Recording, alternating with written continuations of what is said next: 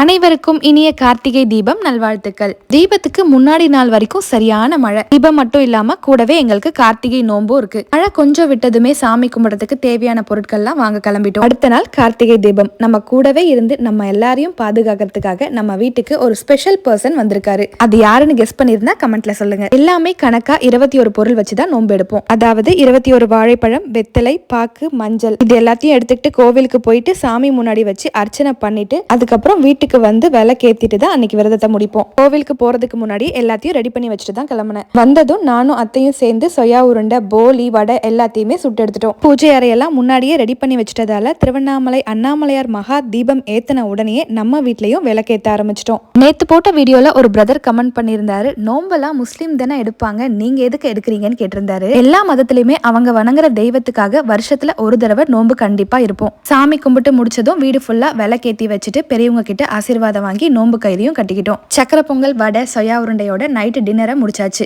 நீங்கெல்லாம் உங்க வீட்டுல கார்த்திகை தீபத்தை எப்படி கொண்டாடுனீங்கன்னு கமெண்ட்ல சொல்லுங்க. இன்னொரு வீடியோல மீட் பண்ணலாமா?